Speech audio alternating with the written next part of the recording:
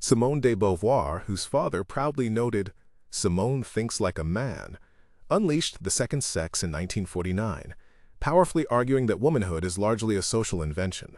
Her personal life mirrored her radical philosophy, a lifelong partnership with Jean-Paul Sartre, whom she met at the Sorbonne, where she impressively became the youngest to pass the aggregation exam in philosophy, just second to him.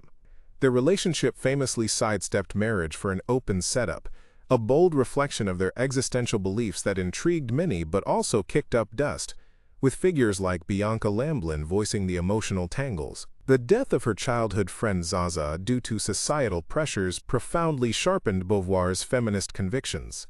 The Second Sex's candid discussions on female sexuality and critique of patriarchy led the Vatican to place it on the index of prohibited books.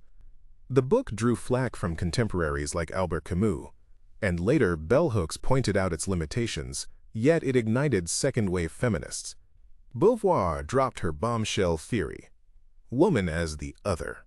Man, she argued, set himself up as the default, the subject, while woman is the other, existing only in relation to him, a setup shoving women into a secondary spot.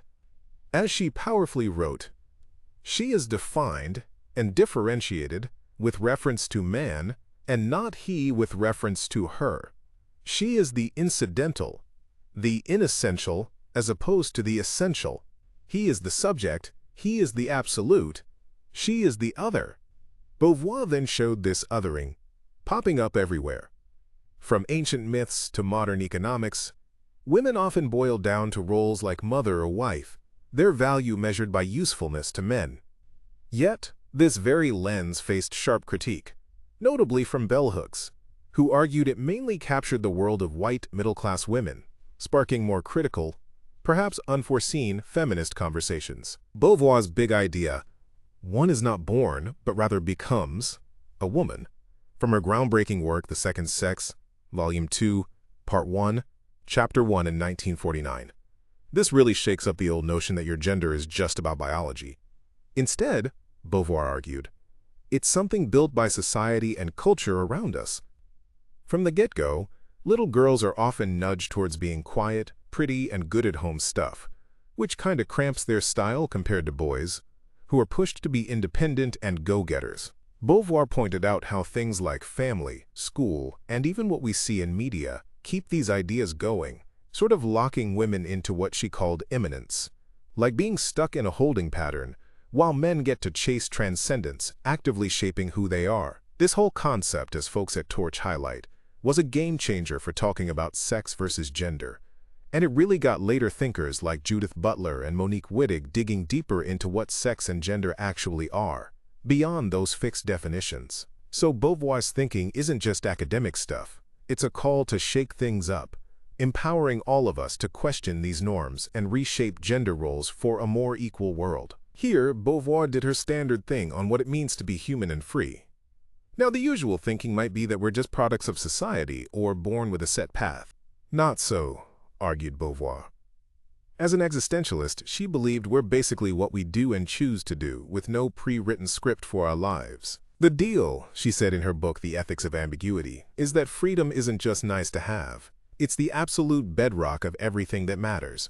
She literally wrote in the first chapter of that 1947 work, "Freedom is the source from which all significations and all values spring. It is the original condition of all justification of existence.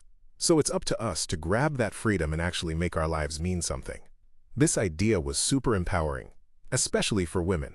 Beauvoir was basically telling them, hey, forget what society says you should be, go out and be whoever you choose to be by taking action. But here's the kicker. Beauvoir's ethics pointed out that your freedom isn't just about you, it's totally tangled up with everyone else's freedom. This was a big deal for women's liberation. By choosing to live genuinely, she argued, women could really shake up those old, oppressive systems and open up new doors for themselves and for others too. That's what made her feminist ideas so radical and deeply tied to her whole existentialist outlook, something she shared with thinkers like Sartre and Merleau-Ponty, a connection also highlighted by sources like the Internet Encyclopedia of Philosophy. It was all about actively fighting back against those outdated patriarchal rules. Humans are stuck in a weird spot. free, but also boxed in by life. This is the fundamental puzzle Simone de Beauvoir tackles in The Ethics of Ambiguity. She argued that we should totally embrace this messy middle ground instead of trying to escape it through what she called bad faith. That's basically denying our freedom by rigidly sticking to ideologies or the roles society pushes on us. She stressed this isn't about life being absurd or meaningless. Instead, as she laid out in the first chapter of her 1947 book, ambiguity means life's meaning isn't fixed, it's something we constantly have to create and win for ourselves. This whole idea is super relevant for women, right? Always juggling those conflicting societal expectations.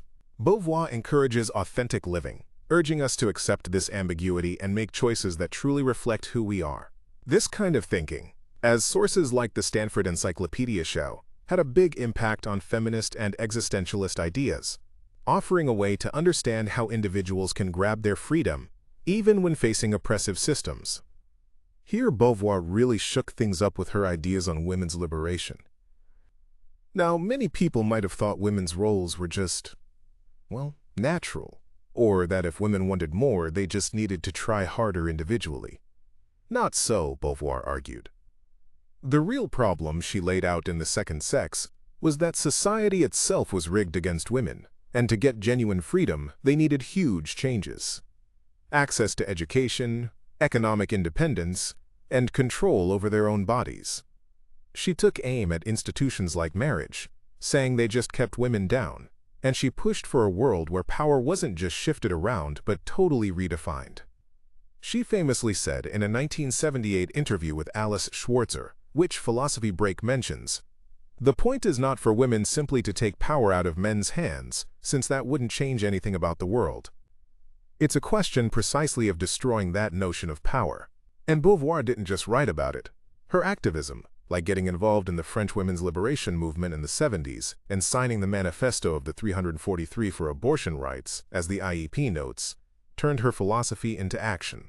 Her vision was a fire-starter for feminist movements globally, though, as some critics and later scholars pointed out, and the Stanford Encyclopedia discusses, her sharp focus on gender sometimes overshadowed how race and class played into the picture. That's what made her call so radical, a demand for fundamental change, not just tinkering around the edges.